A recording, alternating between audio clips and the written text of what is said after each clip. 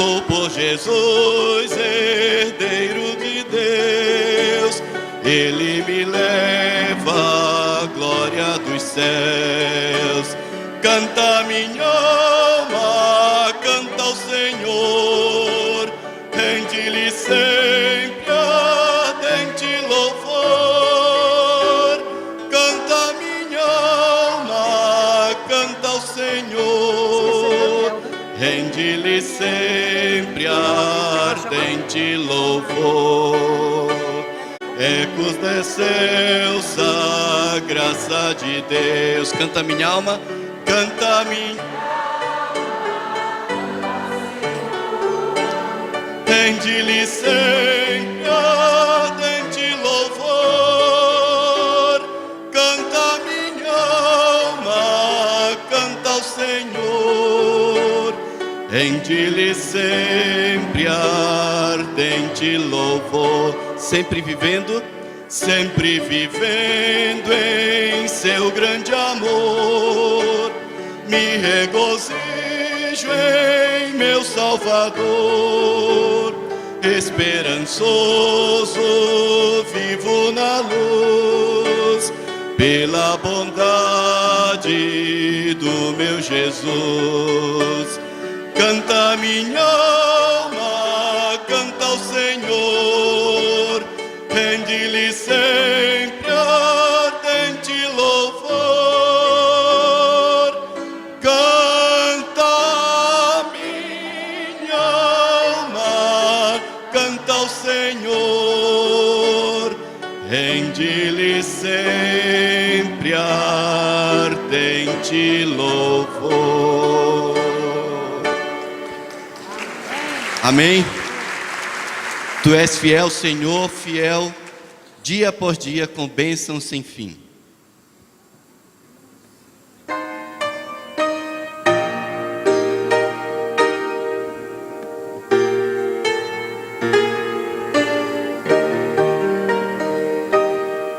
Tu és fiel, Senhor, meu Pai celeste, pleno poder aos teus filhos darás. Nunca mudaste, tu nunca faltaste, tal como eras, tu sempre serás. Tu és fiel, Senhor, tu és fiel, Senhor, dia após dia, com bênção sem fim. Tua mercê me sustenta e me guarda. Tu és fiel, Senhor, fiel a mim. Pleno perdão tu dás, paz, segurança. Cada momento me guias, Senhor, e no porvir, ó que doce esperança, desfrutarei do teu rico favor. Só vocês.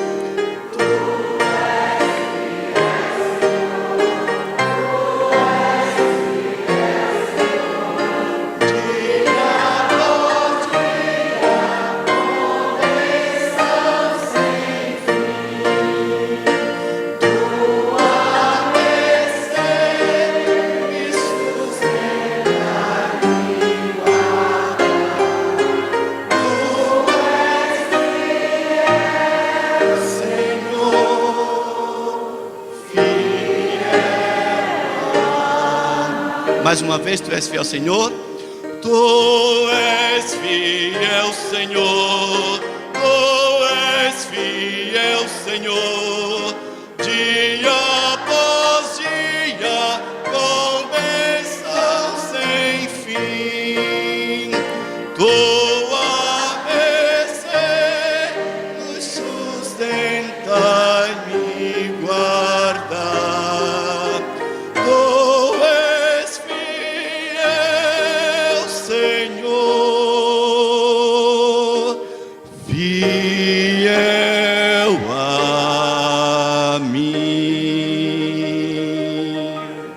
Amém.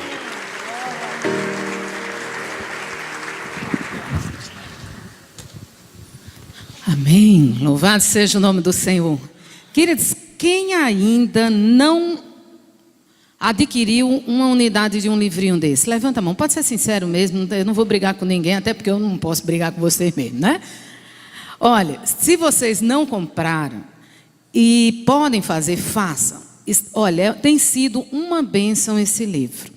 Esse é um presente diário, é um manual, um manancial de águas vivas. A cada manhã ou à noite, no final da tarde, você fazer um culto doméstico. Se você tem jovens, adolescentes, é uma leitura profunda e ao mesmo tempo simples. Então, um versículo e logo depois vem uma meditação. Agora, não só para você na sua casa, mas para você abençoar alguém. Você evangelizar. Eu estou evangelizando, eu já disse a vocês, né? Que eu estou fazendo natação, vocês orem por mim, para que eu venha perseverar. Não é fácil, né? Mas segunda, quarta, sexta, estou lá, firme e forte. E tem uma garota lá que eu estou evangelizando. E eu já entreguei esse manancial. Então, uma forma de você chegar perto de alguém. Quem é que não gosta de receber um presente? Então, você dá um presente da palavra do Senhor. E aqui cria uma sede pela palavra de Deus. Amém, queridos? Então, tem pouquíssimas unidades. Então, se você quiser adquirir hoje, quando terminar o culto, lá fora vai ter uma banquinha. E agora eu quero chamar o pastor Daniel, que ele vai falar sobre a escola bíblica.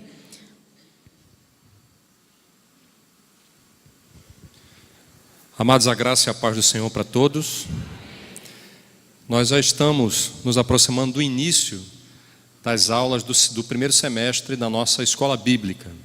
Nossa equipe está à disposição dos irmãos para que após o culto você faça a sua matrícula. Alguns irmãos têm perguntado ainda quais são os horários, quais são os professores. O que nós podemos dizer é o seguinte: você vai ter a opção do primeiro horário, do segundo horário, para todos os cursos que vão ser oferecidos. Então nós teremos um curso para toda a igreja, que é o curso baseado no livro do John Stott, O Discípulo Radical, onde a gente vai mergulhar nesse mundo do discipulado de um ponto de vista muito profundo, bíblico e prático. Então todos os irmãos terão a oportunidade de estudar esse assunto. É o último livro de John Stott publicado no Brasil, um pouco depois do seu falecimento, que aconteceu em 2013. E nós temos também cursos para adolescentes, onde vamos estudar não o mesmo livro, mas o mesmo tema, também relacionado com o discipulado. Por quê? Porque esse é um tema que estará permeando todo o trabalho da nossa igreja nesse ano de 2014, em consonância, em aderência com a visão do Ministério de Células, que está em fase de implantação na nossa igreja. E teremos também o curso para aqueles irmãos que estão iniciando a sua caminhada, que ainda não foram batizados, e aí farão um curso semelhante ao curso de fundamentos que já foi oferecido, que será também uma preparação para aqueles que querem ser batizados. Então você pode fazer sua matrícula ou através da internet, no site, se alguém quiser anotar, é www.escolabiblicapibjp.com, escolabiblicapibjp.com, ou então após o culto, com a nossa equipe que está lá à sua disposição, lhe aguardando para fazer sua matrícula. A matrícula, o custo ainda é o mesmo, de R$15, não houve alteração, e apesar do material ainda não ter chegado, você vai receber um recibo, e quando os livros estiverem à disposição, você terá, cada um receberá o seu livro, para que você possa aproveitar ao máximo o curso que vai ser oferecido. Nós daremos início às aulas no próximo domingo. É possível que a gente tenha uma aula inaugural, a gente ainda vai decidir isso com o pastor Estevão, mas é importante que você esteja atento para o início das aulas, que deverá ser no próximo domingo, dia 9, se eu não estou enganado, dia 9 de março, não é isso? 9 de março. Então aguardamos vocês após o culto, não vá embora sem fazer sua matrícula na escola bíblica. Amém?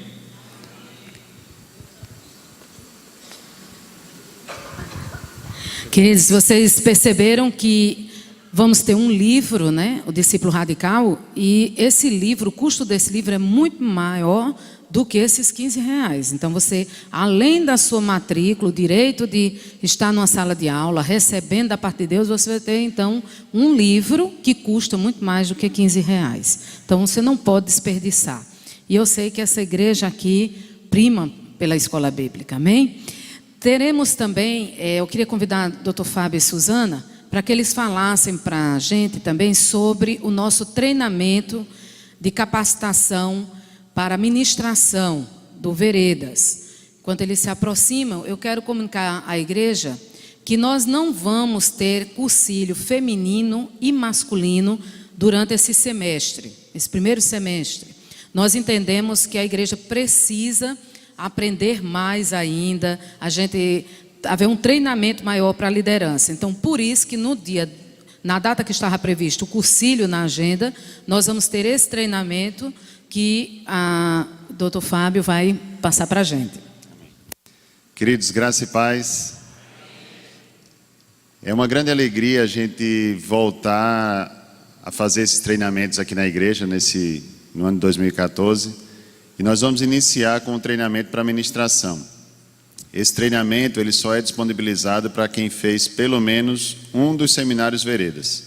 Então, se você ainda não fez nenhum, vai precisar aguardar o próximo para fazer um dos seminários, para que vocês possam estar credenciados a fazer o treinamento. Então, quem já fez pelo menos um Veredas, pode se inscrever para fazer esse treinamento para ministração.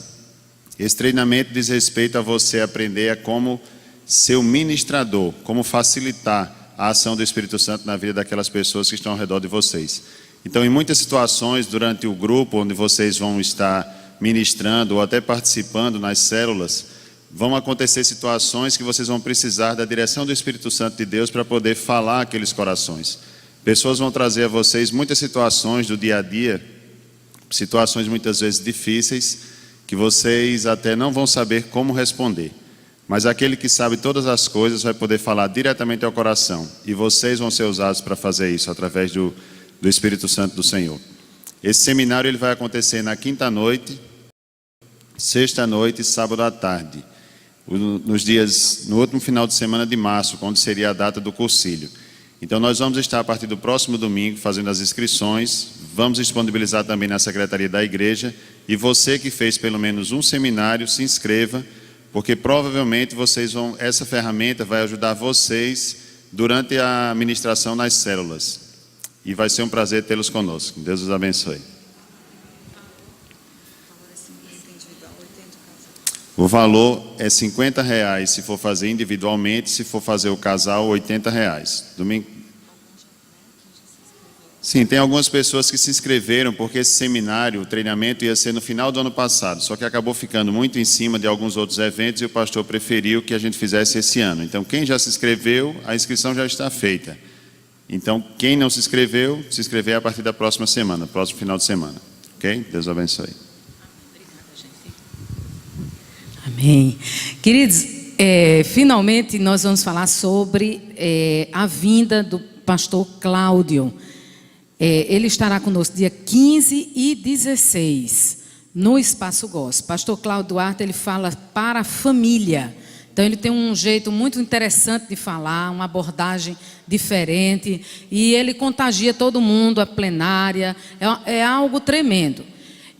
Tanto aqui a secretaria da igreja, como eu também, até no Facebook, o pessoal a gente posta, e muita gente tem ligado, procurado saber. Então a igreja provavelmente o Espaço Gospel vai estar cheio. Então você como a igreja, né, a igreja está trazendo o pastor, então você não perca essa oportunidade, para quando você chegar lá não tem nem lugar para você sentar. Porque vai ser algo para a cidade toda. Então você não pode perder, dia 15 e 16. Ele vai falar só para casais? Não, é para a família. Para jovens, para adolescentes, para a família como um todo. Então não perca, não tem custo nenhum, não precisa fazer inscrição, é só chegar lá. Então por isso se apresse. Vai ser no Espaço Gospel. Amém, queridos? Então agora vamos louvar ao Senhor. Eu queria convidar o irmão para cantar conosco, né?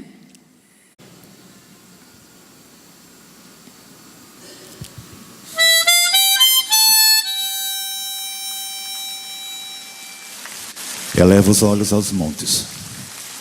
De onde virá o meu socorro?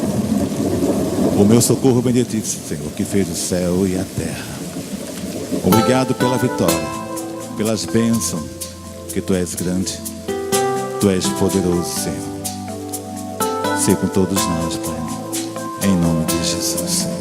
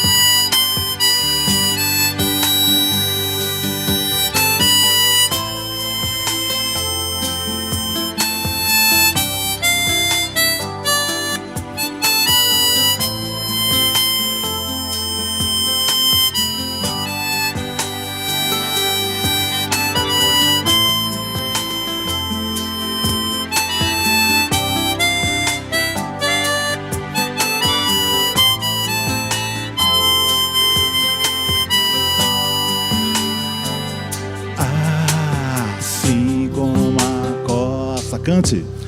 Anseia por águas, como terra seca, precisa da chuva. Meu coração tem sede de ti, ei meu e Deus meu, assim como anseia por água, como terra seca, precisa da chuva. Meu coração tem sede de ti, ei meu e Deus meu, faz chover. Senhor Jesus, derrama chuva neste lugar, e com teu rio, Senhor, oh Jesus, inunda o meu coração.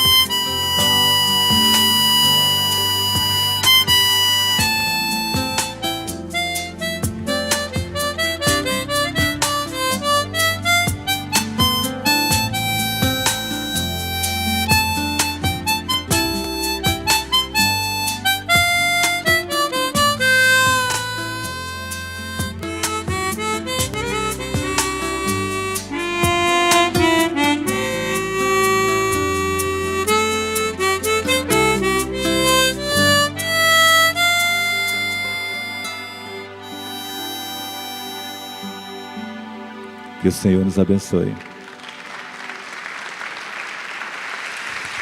Félix, na hora da... Primeiro quero saudar a igreja com a graça e a paz de Jesus. Amém, irmãos? A Eliana estava me mostrando um versículo bíblico de Isaías, quando Deus estava falando ao povo e disse assim, que Ele cobriria o povo com a sombra da sua mão. Ela falou assim, que coisa linda, não é? Quando Deus está nos protegendo, nos cobrindo com a sombra da própria mão dele. Este hino, eu acho que faz uns 10 anos que eu não canto esse hino também, faz tempo que eu não solo, fala do plano de Deus na vida de cada um de nós. Deus tem um plano, e Ele vai cumprir esse plano conosco ou sem, mas Ele cumpre. Amém? Vamos ver.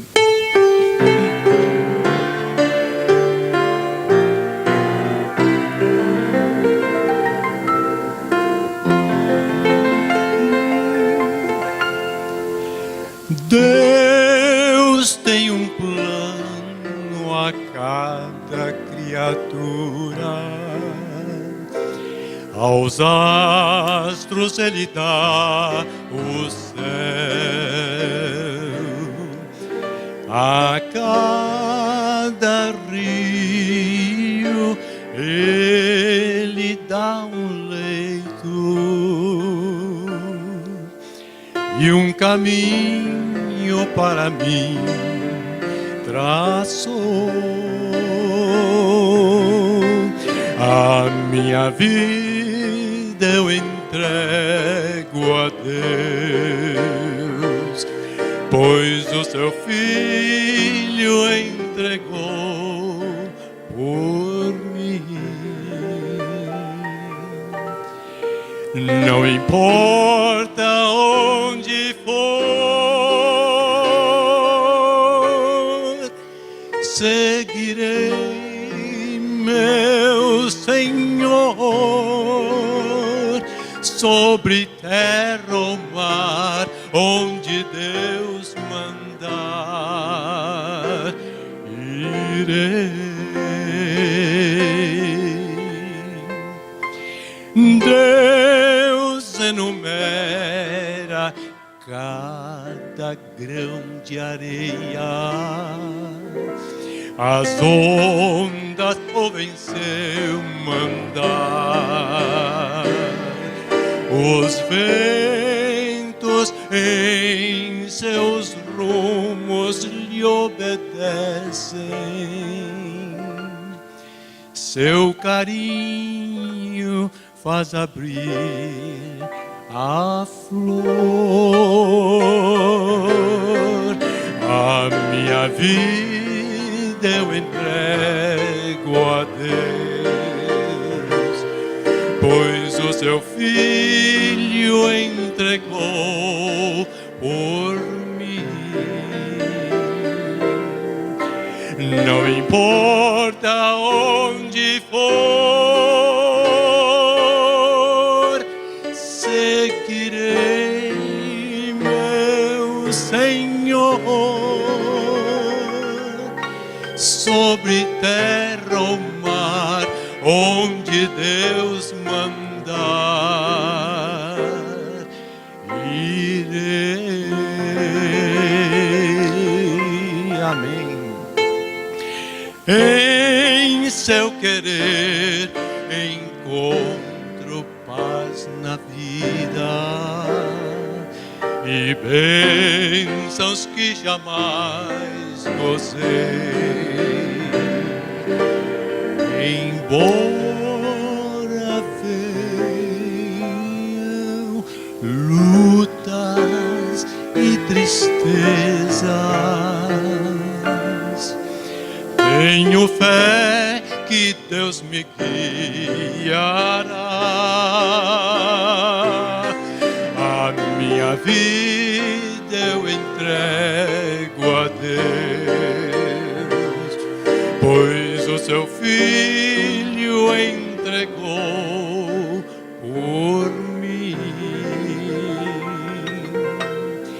Não importa onde for, seguirei meu Senhor, sobre terra ou mar, onde Deus mandar, irei.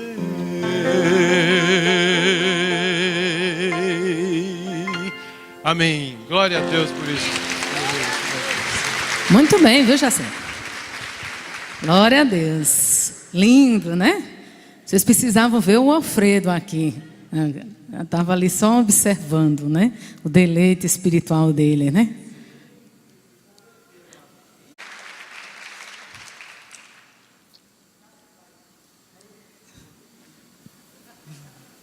Som. Graça e paz, irmãos. Nós temos uma grande satisfação, emoção, alegria de louvarmos uma composição do nosso pregador, pastor Roberto. Obrigado. Glória a Deus. Na verdade, assim, eu que me sinto lisonjeado, né, pela homenagem, pelo carinho desses meninos que fazem e continuam fazendo, e haverá de fazer muito mais ainda sucesso, né, com seus cânticos. E eles hoje me surpreenderam pela manhã, quando eles disseram: pastor Roberto, eu mudei um pouco aí a melodia e tal. Eu disse: fique tranquilos, porque com certeza está em boas mãos aí o que vocês acresceram. Na verdade, queridos, eu estava o ano passado ministrando a disciplina Panorama do Antigo Testamento, quando fazendo uma retrospectiva em todas as páginas do Antigo Testamento, e livro por livro que foi estudado, Deus colocou esta melodia no meu coração, e certa feita, não sei como, eles escutaram no meu celular, porque eu gravei para não perdê-la, e aí eles sempre me pediam para cantá-la, e eu disse ontem, aliás, sexta-feira, eu disse na jornada aqui, ó, a prova de fogo vai ser domingo, vocês vão ensaiar essa música e vão cantá-la, e eu fico muito feliz de poder tê-los, né, nesta noite contribuindo para a glória do Senhor Jesus. Parabéns a vocês, viu? Deus abençoe. Queridos, abra a sua Bíblia aí no livro de Colossenses, uma carta que o apóstolo Paulo escreveu aos Colossenses, e nós vamos trabalhar nesta manhã com esta carta, em face daquilo que de alguma forma já estamos estudando como um tema deste ano, que foi escolhido pelo nosso pastor, que é vida por vidas, e eu achei um momento oportuno, através dessa carta, falarmos um pouco, não só do tema, mas o que ele quer nos dizer, a partir de um personagem, chamado apóstolo Paulo, ao qual nós também vamos estudar um pouco, acerca da sua vida, e o que ele contribuiu, para todos nós. Acharam aí Colossenses? Colossenses, vou dar uma dica para vocês, fica bem pertinho aí de Gênesis, e bem próximo do Apocalipse. Gostaram da dica? Quantos acharam? Diga amém. Glória a Deus, isso é sinal de que vocês estão aí matriculados na escola bíblica, e sempre têm buscado através da escola bíblica conhecer mais as Escrituras Sagradas, até porque, diga-se de passagem, deixe-me eu fazer aqui um adendozinho. Certa feita eu estava sentado ali, quando um grande cantor gospel, conhecido no Brasil e talvez no mundo, sentou ali ao meu lado, e o pastor Estevão pediu exatamente para abrir esta carta aos Colossenses, e ele olhou para mim e disse assim: meu irmão, Colossenses fica no Antigo ou no Novo Testamento? Quase que eu afundava ele ali, sabe, enfiava ele ali, a cabeça dele ali uns 5 metros, porque é lamentável essas coisas. Mas no capítulo 1, queridos, do versículo 1, Paulo diz assim: Paulo, apóstolo de Cristo Jesus, por vontade de Deus, e o irmão Timóteo, aos santos e fiéis irmãos em Cristo, que se encontra em Colossos, graça e paz a vós outros da parte de Deus nosso Pai. Eu queria arregimentar essas palavras do apóstolo Paulo e usá-las para saudá-los nesta manhã. E vou me colocar nessa condição, eu, Roberto, servo de Jesus Cristo, por vontade de Deus, e aos irmãos aqui presentes, aos santos e fiéis irmãos em Cristo que se encontram na primeira igreja batista de João Pessoa, graça e paz a vós outros da parte de Deus nosso Pai. Amém? Agora vá para o versículo 24 do capítulo 1 ainda. Diz assim o apóstolo Paulo. Paulo está dando um eco de retorno, Paulo. Agora me regozijo nos meus sofrimentos por vós, e preencho o que resta das aflições de Cristo na minha carne a favor do seu corpo, que é a igreja, da qual me tornei ministro de acordo com a dispensação da parte de Deus, que me foi confiada a vosso favor, para dar pleno cumprimento à palavra de Deus, o ministério que estiver oculto dos séculos das gerações, agora, todavia, se manifestou aos seus santos, aos quais Deus quis dar a conhecer qual seja a riqueza da glória deste ministério entre os gentios, isto é, Cristo em vós, a esperança da glória. Cristo em vocês, a esperança da glória, louvado seja o seu nome. Vamos orar mais uma vez.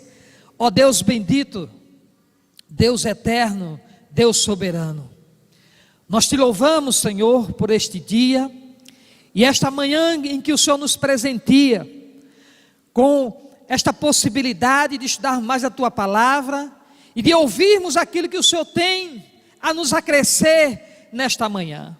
Deus, que tu uses os meus lábios, a minha mente, o meu coração, a minha razão, o meu raciocínio, tudo, ó Deus, eu subjugo agora aos teus pés, para que prevaleça a autoridade da tua palavra, que diminua eu, Senhor, mas que Cristo seja revelado através da tua palavra para a glória do teu santo nome. Pois queremos sim, ó Deus, sermos visitados pelo Senhor. Queremos sim, ó Deus, sermos tocados pelo Senhor, sermos exortados pelo Senhor, para a glória do teu santo nome. É assim, ó Deus, que eu te peço e te agradeço por tudo, no precioso nome de Jesus. Amém. Amados, antes de adentrarmos nas peculiaridades desta carta, é importante que a gente faça uma retrospectiva acerca da vida deste homem chamado Paulo, porque ora ele é conhecido a partir de Atos dos Apóstolos, do capítulo 7, do versículo 57 em diante.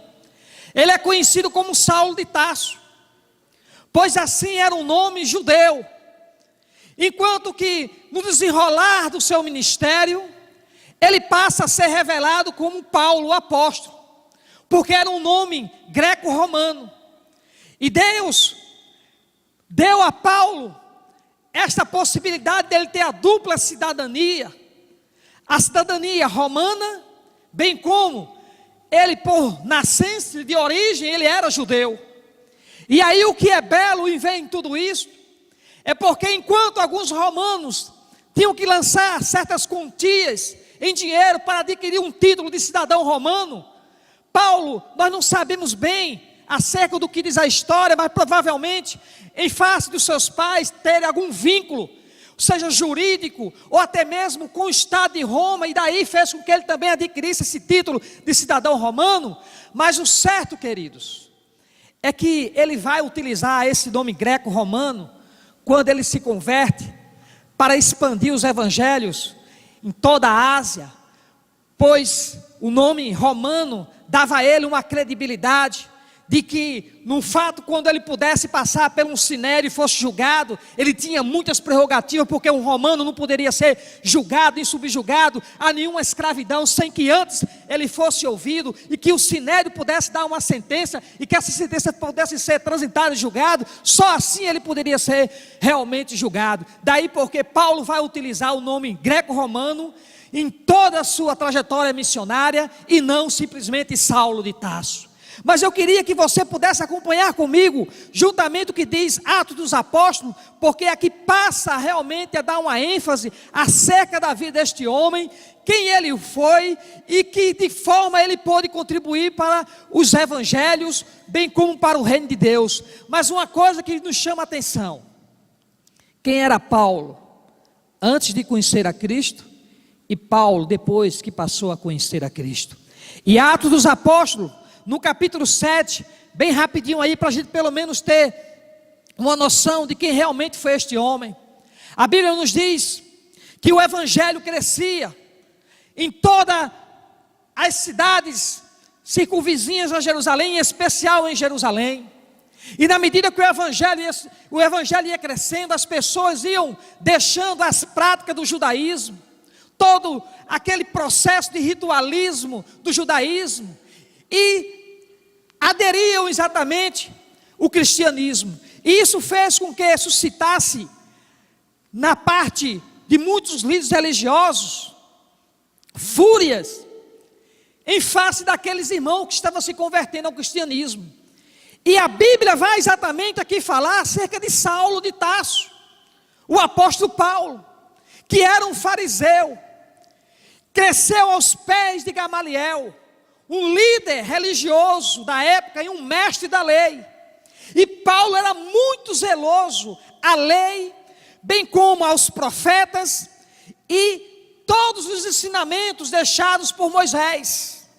E vendo exatamente que muitos estavam se convertendo ao cristianismo, Paulo agora se coloca numa condição de ser oposição àqueles irmãos que estavam ali aderindo e aceitando Cristo como Senhor e Salvador.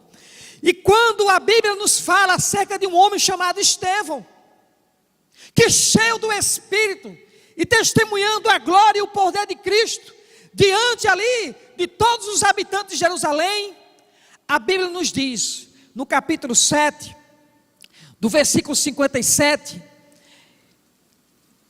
versículo 58, que diz assim: e lançando Estevão fora da cidade, o apedrejaram. As testemunhas deixaram suas vestes aos pés de um jovem chamado Saulo. E Estevão foi ali apedrejado, e no capítulo 8, versículo 1, diz assim: e Saulo consentia na sua morte. O capítulo 8, do versículo 3, vai nos dizer que Paulo não se contenta apenas com a morte de Estevão, mas ele passa agora também a assolar as igrejas, as sinagogas. Ele passa a ser uma oposição a todos aqueles que estavam ali aderindo ao cristianismo. E no versículo 3 do capítulo 8 diz assim: Saulo, porém, assolava a igreja, entrando pelas casas e arrastando homens e mulheres, e encerrava-os no cárcere e lançava-os na prisão. Vejam, e eu quero que vocês aqui se debrucem no olhar acerca da vida deste homem, porque afinal de contas, ele era não só um homem religioso, mas um conhecedor da lei. E diz a história que para um homem ser doutor, dentro dos princípios elementares da doutrina farisaica, era necessário que ele estudasse aproximadamente 40 anos.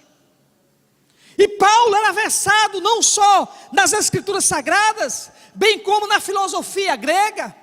Conhecia muito bem as religiões, conhecia o grego como ninguém. E este homem achava que estava a benefício do reino de Deus ao perseguir aqueles que estavam realmente aderindo a Jesus como Senhor e Salvador. Isso é para nos ensinar, queridos, que muitas vezes o nosso legalismo, a nossa religiosidade não serve de nada quando tudo o que fazemos não esteja submisso à vontade de Deus, aos princípios de Deus e às orientações de Deus.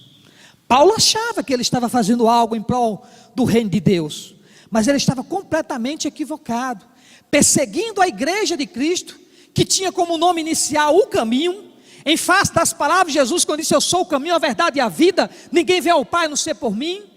E todos aqueles que aderiam e aceitavam Jesus como Senhor e Salvador, passavam a pertencer ao caminho, que era a igreja, que foi adotada como nome inicial, após todo o processo de expansão do reino de Deus. Mas, queridos, algo que me chama a atenção, é que isso não foi suficiente ainda para Paulo. A Bíblia nos diz no capítulo 9, do versículo 1 em diante, que ele vai ao sumo sacerdote e pede cartas para ir para Damasco e lá perseguir cada sinagoga que estivesse ali servindo a Jesus, e assim ele haveria de lançar mãos em homens e mulheres que estivessem dizendo que haviam se convertido a Jesus, para trazê-los, todos eles presos, de volta para Jerusalém, e ali serem encerados, encarcerados, e assim sofrerem exatamente as punições, que eram severas, diga-se de passagem, pela prática, ou pelas práticas, exatamente da seita farisaica.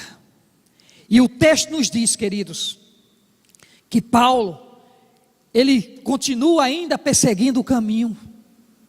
No capítulo 9, do versículo 1 em diante, quando as cartas são expedidas, e ele se dirige exatamente para Damasco, na tentativa de perseguir os irmãos ali daquela cidade, quando algo inexultável aconteceu naquele caminho, e que foi um divisor de águas na vida deste homem, assim como foi na minha e na sua vida um dia, quando tivemos um encontro com o Senhor Jesus. E a Bíblia diz que algo luminoso se apresentou ali naquele caminho de Damasco, e uma voz ecoava exatamente aos seus ouvidos, dizendo: Saulo, Saulo, Saulo, por que me persegues? E ele responde: quem és tu, Senhor? E a voz diz assim: eu sou Jesus, Paulo, a quem tu me persegues. Toda vez que você se levanta em oposição à igreja do Senhor, aos seus ensinamentos, aos seus princípios, às orientações espirituais dadas exatamente pelo pastor, pelo líder espiritual da igreja, você também, nós estamos sendo oposições em relação à vontade de Cristo Jesus. E a Bíblia nos diz, queridos, que naquele exato momento, Deus o encaminha exatamente para a casa de Judas, dá um endereço específico a Paulo, de que essa casa ficava exatamente na rua direita, lá em Damasco. A Bíblia nos diz que os seus olhos se fecharam, ele ficou cego, com escamas que escureciam exatamente o seu entendimento, e ele vai exatamente para Damasco. E quando ele chega lá na cidade de Damasco, Deus levanta um homem chamado Ananias, e Ananias começa a razoar com Deus, dizendo: mas Senhor, como pode? Tu queres que eu vá lá e ores? Põe a mão sobre a cabeça deste homem para que ele veja, uma vez que este homem tem cartas em suas mãos para perseguir todos os irmãos, todos os cristãos aqui em Damasco. Tu não sabes, ó Deus, a crueldade que este homem tem exercido em toda a cidade de Jerusalém. E Deus diz: Ananias, vá, porque este é para mim um vaso de honra. Olha aí o capítulo 9 de Atos, versículo 15. Mas o Senhor lhe disse: Ananias, vai, porque este é para mim um instrumento escolhido para levar o meu nome perante os gentios e reis, bem como perante os filhos de Israel, pois eu lhe mostrarei quanto lhe importa sofrer pelo meu nome, louvado seja o nome de Jesus. Quer aprender o que é ser discípulo? Então aprenda um pouco com a vida do apóstolo Paulo. Todo este semestre, quem sabe todo este ano, o nosso foco vai ser vida por vidas. O nosso objetivo é tratarmos as pessoas e levá-las até a compreensão do que é ser discípulo. E se queremos ter um bom exemplo de alguém que foi um discípulo de Cristo, então abra o seu coração, a sua mente, para que Deus possa lhe falar através do exemplo da vida deste homem. Pois a Bíblia diz, pois eu lhe mostrarei, isso era Jesus dizendo para Ananias, pois, versículo 16, pois eu lhe mostrarei, Ananias, quanto lhe importa sofrer pelo meu nome, louvado seja o nome de Jesus. Ah, queridos, olha aí o versículo 18, a Bíblia diz que Ananias orou sobre a vida de Paulo, as escamas caíram dos seus olhos, e no versículo 18 diz assim, imediatamente lhe caíram dos olhos como que umas escamas, e tornou a ver, a seguir levantou-se e foi batizado, e depois de ter sido alimentado, sentiu-se fortalecido. Então, olha o que é belo de alguém que entendeu o que é ser discípulo de Cristo, que sirva para a minha vida e para a sua vida. Um exemplo dado por este homem, que era na verdade um doutor da lei. A Bíblia diz assim, então permaneceu Paulo em Damasco alguns dias com os discípulos. Pastor Roberto, o que é que isso quer nos dizer? Queridos, quando Paulo teve um encontro verdadeiro com Cristo, e que ele de fato se converteu, ele não perdeu a oportunidade ali em Damasco. Nós não sabemos quantos discípulos estavam ali, daqueles que faziam parte do colegiado apostólico de Jesus, mas o fato é que estavam ali alguns discípulos, e Paulo sentiu a necessidade, o desejo de estar ali com eles por 3 dias. Isso nos ensina algo muito importante, é que Paulo poderia dizer assim, eu sou doutor da lei, sou versado e conhecedor da filosofia grega, eu conheço também todo o grego, conheço muitas religiões.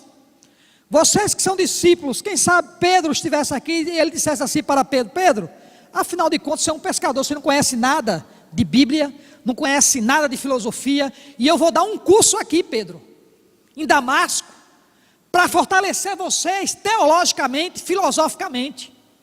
Afinal de contas vocês são muito fracos. Paulo, ele poderia ter dito isso, mas não o fez. Pelo contrário, ele se despiu de todo o seu conhecimento teológico, filosófico, para mergulhar exatamente nos ensinamentos daqueles que verdadeiramente estiveram com Cristo, por aproximadamente 3 anos. E ele rasga como se fosse ali seus diplomas, lança fora ali naquele momento toda a sua intelectualidade, para dar evasão ao conhecimento daqueles que estiveram verdadeiramente com Cristo. E ele passa agora a ser discipulado pelos apóstolos. E às vezes quando nós nos convertemos, por acharmos que os nossos diplomas, os nossos cursos de níveis superiores, as nossas graduações, nossos mestrados, os nossos doutorados da vida, muitas vezes achamos que isso é alguma coisa no sentido de subjugarmos a vontade de Deus em nós. Mas não podemos esquecer, queridos,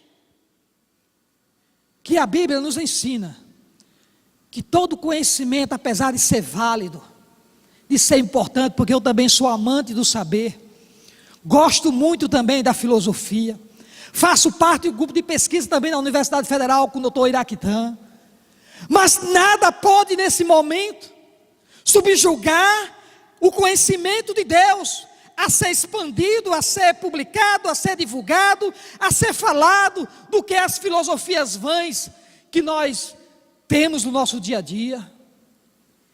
E Paulo vai aqui, querido, nos mostrar que nesse momento não cabia o seu conhecimento intelectual. Ele vai usar todo o seu conhecimento mais na frente, quando ele vai sistematizar todas as cartas, todo o sistema e corpo doutrinário acerca da igreja, de temas como a pessoa de Deus, o Espírito Santo, acerca do pecado, acerca de tantas coisas, até mesmo de escatologia. Paulo vai usar os arcabouços do seu conhecimento, da sua intelectualidade, para nos dar conhecimentos belos aos quais nós temos nessas 13 cartas que ele escreveu. Mas aqui ele dá uma lição para mim e para você, que devemos nos submeter às lideranças espirituais, que devemos sim, queridos, seguirmos as orientações daqueles que são dirigidos por Deus, porque quando assim o fazemos, nós cumprimos a vontade de Deus.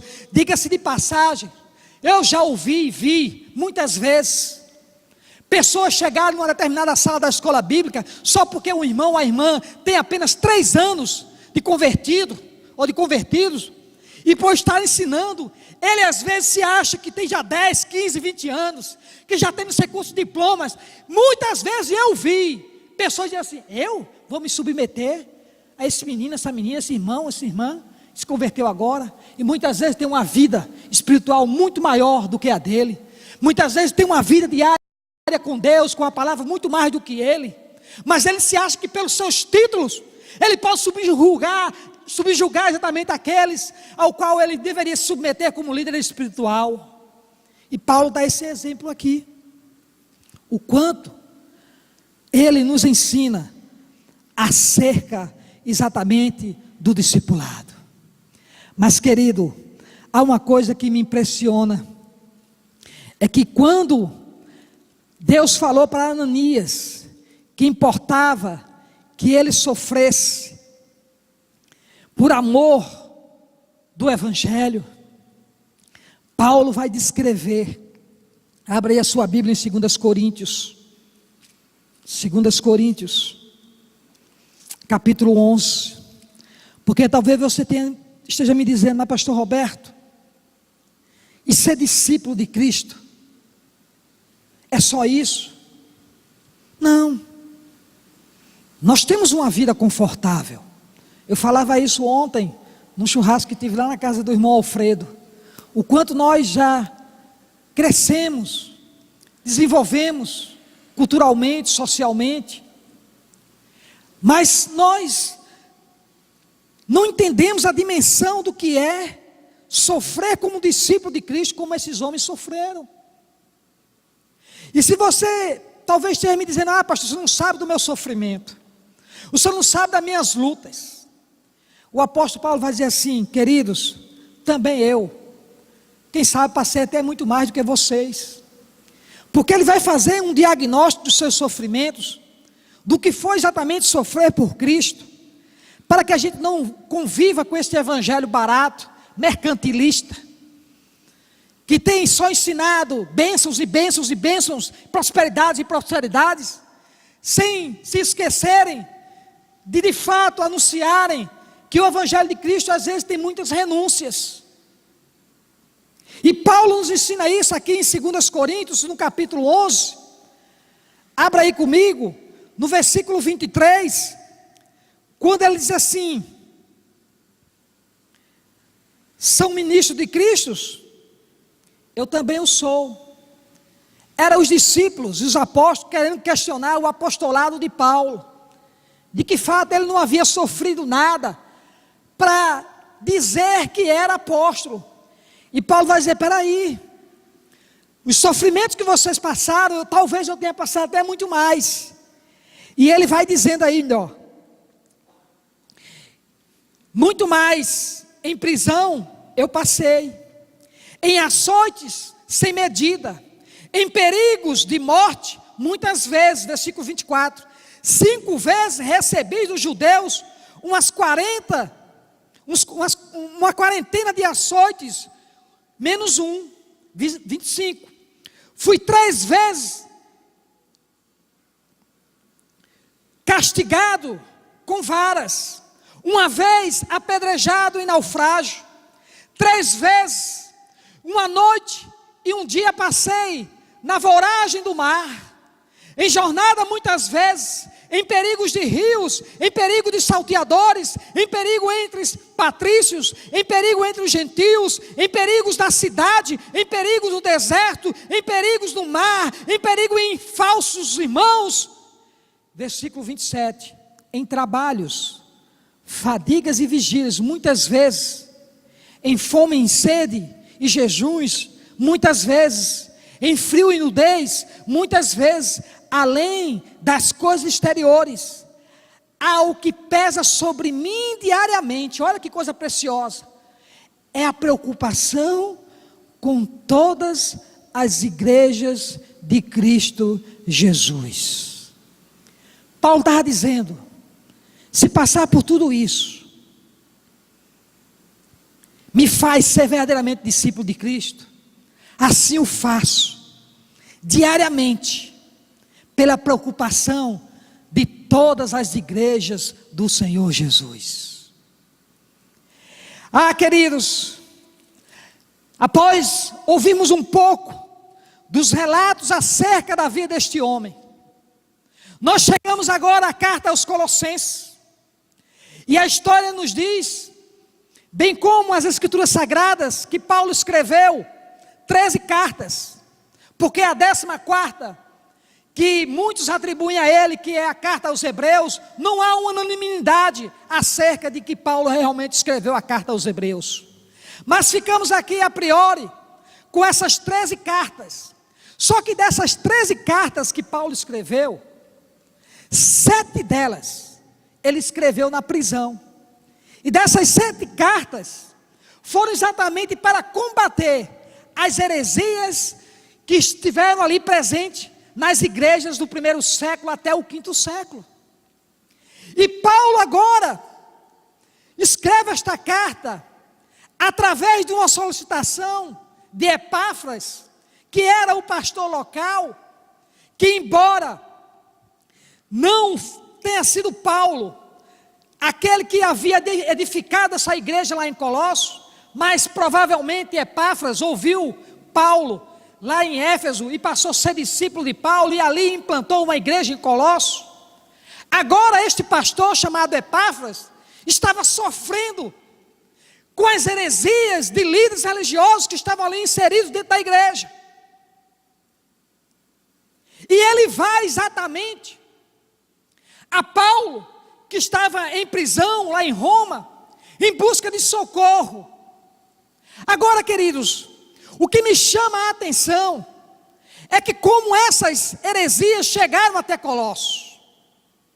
Colossos era uma cidade portuária, e por ser também portuária, ela tinha uma rota que migrava 2 grandes cidades, a Frígia e Éfeso. Daí a sua importância na sua área comercial, pois atraía muitos comerciantes para esta cidade. Mas não era só isso, é que Colossos tinha algumas peculiaridades. Entre elas, era exatamente o cosmopolito, que é exatamente a ideia da junção de muitas crenças religiosas e culturas diferentes no mesmo lugar. Porque também naquela cidade existia uma deusa chamada Cibele, que era a deusa da fertilidade.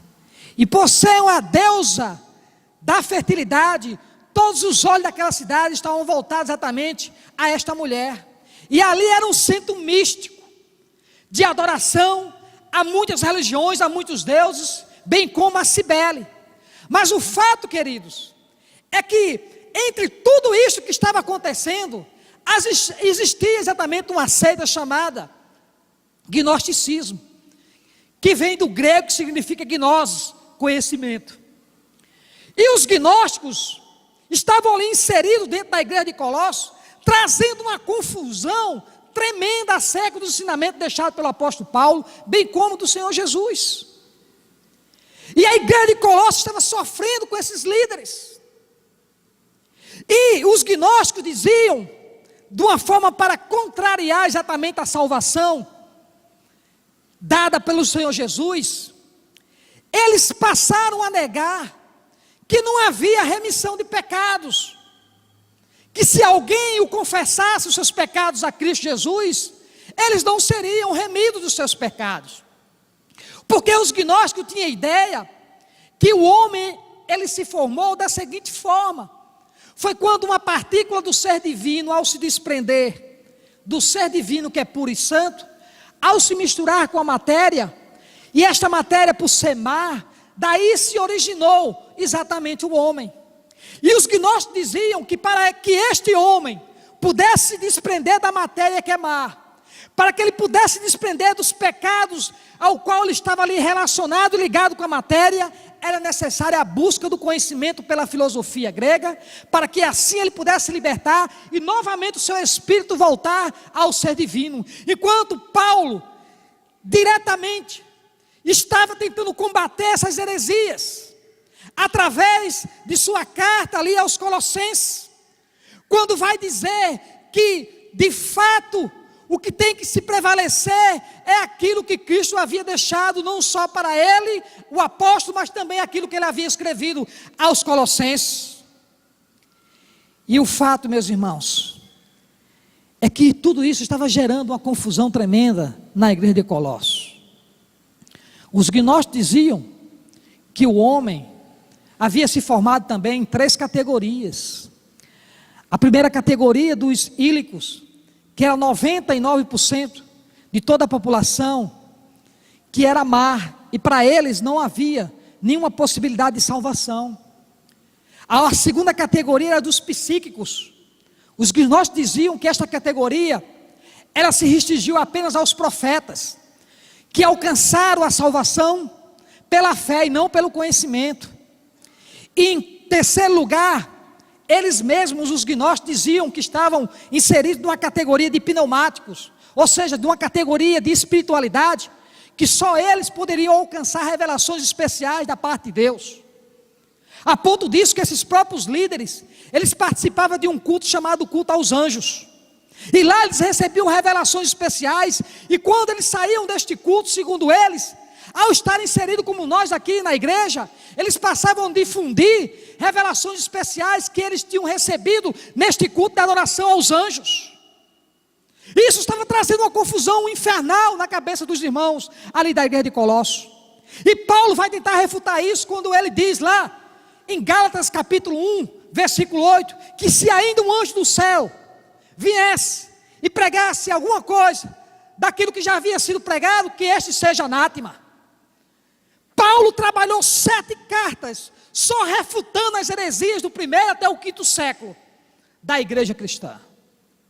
Não é à toa nós estarmos constantemente aí lidando com os testemunhos de Jeová, com os mormons e tantos outros, além de meninices que muitas vezes ocorrem dentro das nossas próprias igrejas, pela uma falta de conhecimento bíblico. Por isso é que nós estamos chamando a atenção a voltarmos às Escrituras Sagradas, a aprendermos com homens que fizeram parte da história, mas homens que se dispuseram verdadeiramente a serem discípulos de Jesus. Louvado seja o seu nome. Queridos, e quando nós chegamos aqui no versículo 24 do capítulo 1 de Colossenses, Paulo vai dizer assim: agora me regozijo nos meus sofrimentos por vós, e preencho o que resta das aflições de Cristo na minha carne a favor do seu corpo, que é a igreja. Sabe, meus queridos irmãos, às vezes eu fico a pensar, como é que um homem que estava em prisão, e se você quer realmente a prova de que de fato ele estava em prisão, é só você ir para o capítulo 4 de Colossenses, 4 de Colossenses, versículo 3, assim: suplicai ao mesmo tempo também por nós, para que Deus nos abra a porta a palavra, a fim de falarmos do ministério de Cristo, pelo qual estou algemado. E ele encerra a carta no capítulo 4, versículo 18, dizendo assim: a saudação é do próprio punho. Paulo, lembrai-vos das minhas algemas, a graça seja convosco. Sabe o que me chama a atenção aqui?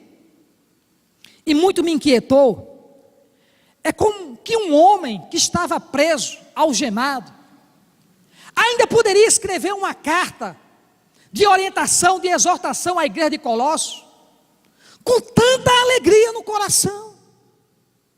Porque menos do que isso, muitas vezes nós murmuramos, reclamamos, achamos que está difícil.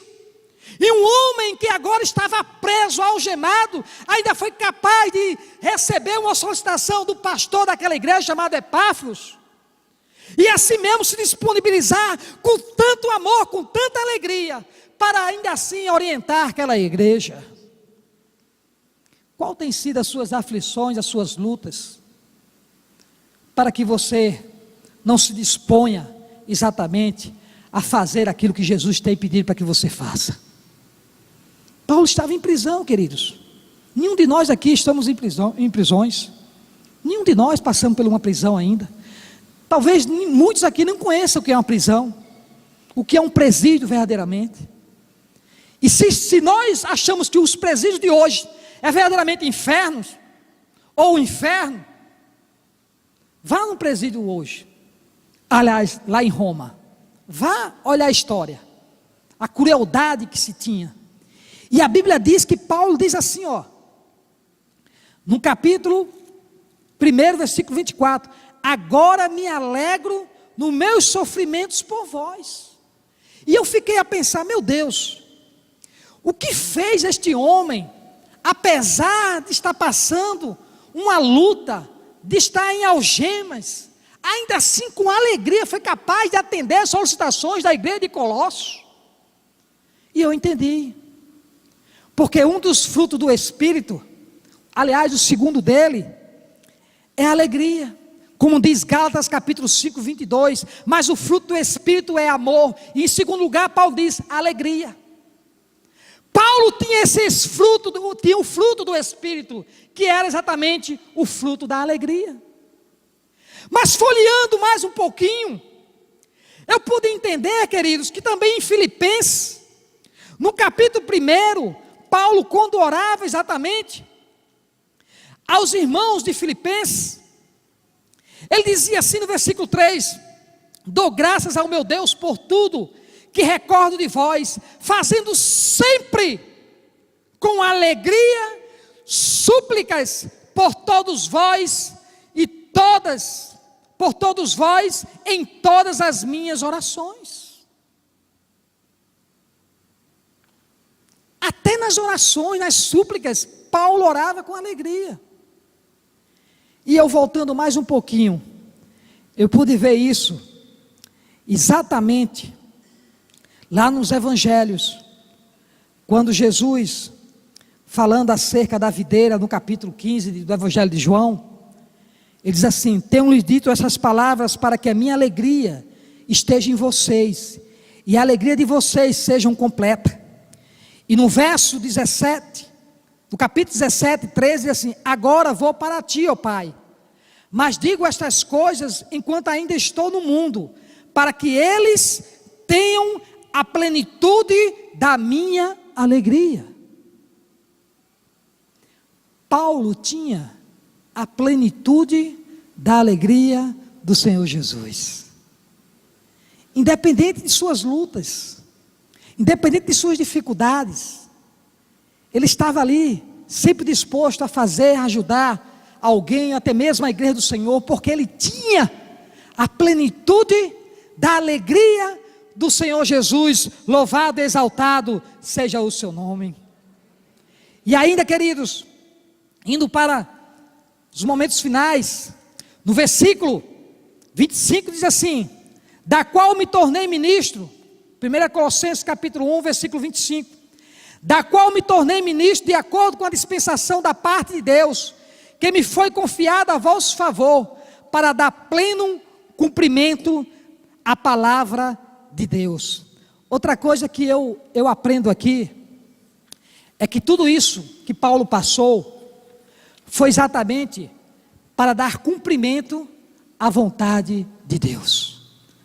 Muitas coisas que eu e você passamos, é para darmos cumprimentos à vontade de Deus. Louvado seja o seu nome. E Paulo começa a vivenciar esses sofrimentos, essas perseguições, essas prisões, mas tudo isso para dar cumprimento à palavra de Deus. E eu quero lhes dizer, queridos, que muitas vezes as nossas aflições, os nossos sofrimentos, todas as nossas angústias, de alguma forma glorificam ao Senhor nosso Deus. Isso é inevitável, porque a palavra nos diz, lá do Evangelho de João, capítulo 9, versículo de 1 a 3, que Jesus, ao passar ali, próximo de um cego, alguém lhe questiona se aquela cegueira foi exatamente por causa dos pecados dos seus pais, e Jesus vai dizer que não, foi para a glória do meu nome. A aflição daquele cego, de não poder enxergar, aquilo redundava naquele sofrimento para a glória de Jesus. É quando o texto diz assim: passando Jesus, viu um homem cego de nascença, perguntar-lhe aos seus discípulos: Rabi, quem pecou, este ou seus pais, para que nascesse cego? E Jesus respondeu: nem ele pecou de seus pais, mas para que nele se manifestassem as obras de Deus. Tudo que o apóstolo Paulo passou foi para que se manifestassem as obras da glória de Deus. O que eu passo, o que você passa, é para que de alguma forma se manifeste a glória de Deus. Ainda, queridos, em João capítulo 11, versículo 3 a 4, quando Marta e Maria, prevendo que seu irmão estava para morrer, elas mandam um comunicado a Jesus, e diz o versículo 3, mandaram pois as irmãs dizer a Jesus: Senhor, eis que está enfermo aquele que tu amas. Jesus, porém, ao ouvir isso, diz: esta enfermidade não é para a morte, mas para a glória de Deus, para que o Filho de Deus seja glorificado por ela, louvado seja o seu nome. Peça a Deus que Ele lhe fortaleça nas suas dores, nas suas angústias, nas suas dificuldades, porque isso de alguma forma vai glorificar ao Senhor. Lá no Evangelho de João capítulo 21, versículo 18 e 19, Jesus disse: em verdade te digo, falando acerca da vida do apóstolo Pedro, de que forma ele haveria de morrer: quando era mais moço, Pedro, te cingias a ti mesmo e andavas por onde querias, mas quando fores velho, estenderás as mãos, e outro se cingirá e te levará para onde tu não queres. Ora, isto estava dizendo Jesus, significando que com um tipo de morte, Pedro haveria de glorificar a Deus. E havendo dito isto, o ordenou: segue-me. Queridos, a gente poderia falar aqui de outras aflições que glorificam a Deus, mas eu não poderia deixar de falar para vocês das perseguições que ocorreram no primeiro século, tudo isso para glorificar a Deus. Quando na primeira perseguição, no ano 67, depois de Cristo, Nero, o 6º imperador romano, ele, num ato de fúria, toca fogo em Roma. E a história nos diz que ele tinha uma mentalidade e uma habilidade maligna, a maneira cruel como ele realmente torturava exatamente os seus inimigos. E quando ele toca fogo em Roma, diz a história que toda a população passou a ter um ódio profundo contra Nero. E ele, para obter exatamente a apreciação dos moradores de Roma, ele pede para que toda a culpa pudesse ser lançada exatamente contra os cristãos. E a partir dali passa a existir uma perseguição ostensiva contra os cristãos daquela época.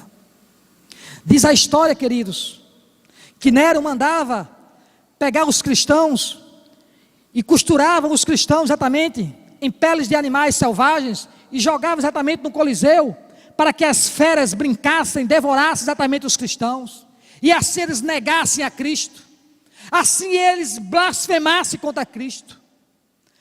Nero não só se contentou exatamente com isto, que a sua malignidade chegou a um ponto dele atear cera nos corpos dos cristãos e mandava acender na entrada de toda Roma para iluminar exatamente os jardins de Roma. Foi nesta época que diz a história que o apóstolo Pedro e o apóstolo Paulo foram os primeiros mártires da história da igreja cristã. Tamanha era a crueldade. Diz a história que na quarta perseguição, o próprio apóstolo João foi ateado sobre ele ceras quentes, lançado sobre um recipiente. Depois de muita tortura, ele foi levado exatamente à ilha de Pátmos. E lá Deus deu a revelação do livro do Apocalipse. Todo este sofrimento que esses irmãos passaram, de alguma forma foi para glorificar o nome do Senhor Jesus. E é isso que Deus quer nos despertar nesta manhã, queridos. Que nós somos chamados, não importa o que estejamos passando, mas que de alguma forma Deus vai ser glorificado através da minha vida e da sua vida. Louvado seja o seu nome.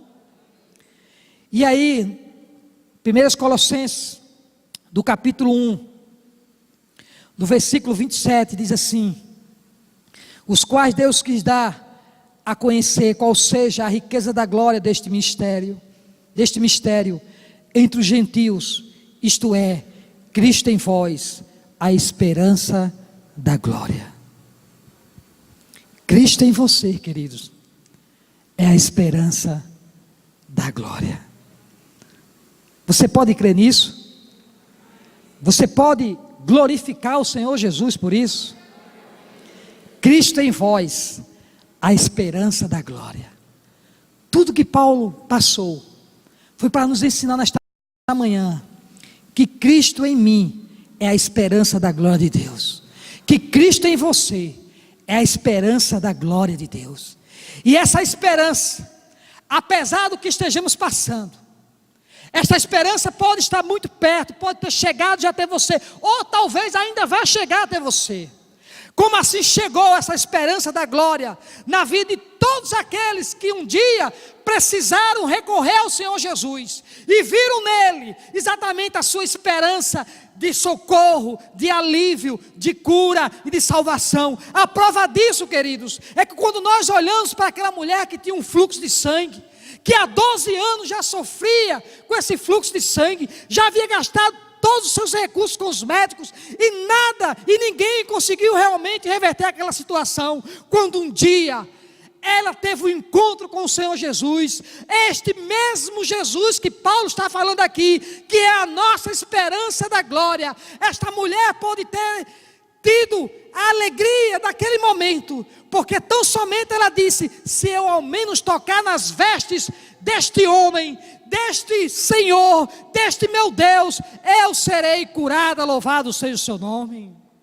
E a Bíblia diz que em Lucas capítulo 8, 43, 48, enquanto, pois ele ia, apertavam as multidões, e certa mulher que tinha uma hemorragia há 12 anos, e gastara com os médicos todos os seus haveres, e porque ninguém pudera ser curada, chegando-se por trás dele, tocou-lhe a orla do manto, e imediatamente cessou sua hemorragia, e perguntou Jesus: quem me tocou? Como todos negassem, disse-lhe Pedro: mestre, as multidões te apertam e te oprimem. Mas Jesus disse: quem me tocou? Pois percebi que de mim saiu poder. Então, vendo a mulher que não passara desapercebida, aproximou-se, tremendo, e prostrando-se dele, declarou-lhe perante todo o povo a causa por que ele havia tocado, e como fora imediatamente curada. E disse-lhe Jesus: filha, a tua fé te salvou, vai-te em paz. Foi esse Jesus, a esperança da glória, que se revelou a esta mulher, queridos. É este Jesus que Paulo está nos ensinando nesta manhã, que é a nossa esperança, esperança de vida, mas que acima de tudo é a esperança da glória de Deus para mim e para você. Não importa a luta, o choro, a dor, o sofrimento que você esteja passando, o que importa é você entender que eu e você, nós devemos nos permanecer fiéis ao Senhor, como a música que foi cantada aqui. Tu és fiel, Senhor, tu és fiel. Ah, queridos, esta esperança da glória chegou também a um homem chamado Bartimeu, que estava numa desprezível cidade chamada Jericó. Quando ali, Bartimeu, ao perceber que Jesus estava entrando ali em Jericó, ele diz: Jesus, filho de Davi, tens compaixão de mim. E a Bíblia diz que Jesus parou naquele momento e mandou chamar aquele cego. E quando ele se apresentou ali diante do Senhor Jesus, o Senhor lhe perguntou: Bartimeu, que queres que eu te faças? Ele disse: Senhor, sou cego. Jesus disse: então, Bartimeu, vê, a tua fé te curou. O mesmo Jesus que Paulo aqui nos revela, Cristo em vós, a esperança da glória, esteve na vida de tantos homens e mulheres, na história da perseguição da igreja cristã. Tudo isto, queridos, para ensinar para mim e para você, que vale a pena continuar como discípulos e discípulas de Cristo Jesus. Mesmo que o sofrimento chegue, mesmo que a perseguição chegue, mas devemos continuar firmes com o Senhor, porque Ele está de alguma forma forjando o meu, o seu caráter, quem sabe a minha, a sua vida, para nos fazer verdadeiramente instrumentos de Deus, para a glória do seu santo nome. Amém? Fique agora de pé, vamos orar ao Senhor. Cristo em vós, a esperança da glória. Feche seus olhos agora, que você possa colocar diante de Deus. Se em algum momento você quis desistir da sua caminhada cristã, quis desistir do seu ministério, quis desistir de continuar também com sua família servindo ao Senhor, lembre-se que homens e mulheres passaram por situações piores do que quem sabe todos nós aqui, mas permaneceram fiéis ao Senhor, firmes no Senhor, para que a glória de Cristo se manifestasse em suas vidas. Mas não só isso, se você também está passando por uma luta, pelo sofrimento, algo que você percebe que foge exatamente do seu alcance, das suas possibilidades, creia tão somente que esse Jesus, que é a esperança da glória de Deus, está neste lugar, e Ele está disposto a tocar na sua vida, como também na minha, de trazer cura onde precisa de cura, de trazer libertação onde precisa de libertação, de trazer salvação aonde precisa de salvação, de quebrar as algemas aonde precisa ser quebradas as algemas, porque esse Jesus, a esperança da glória, está neste lugar. Louvado seja o seu nome.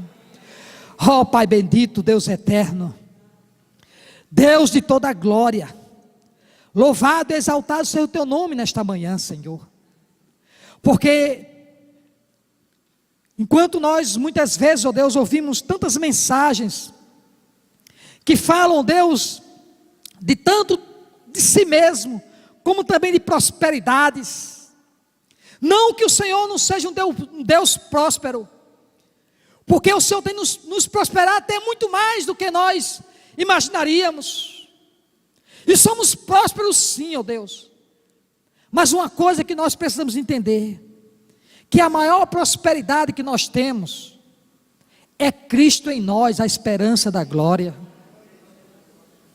As demais coisas, como Jesus disse que haveria de nos acrescentar, Ele tem feito isto, porque Tu és fiel, Senhor.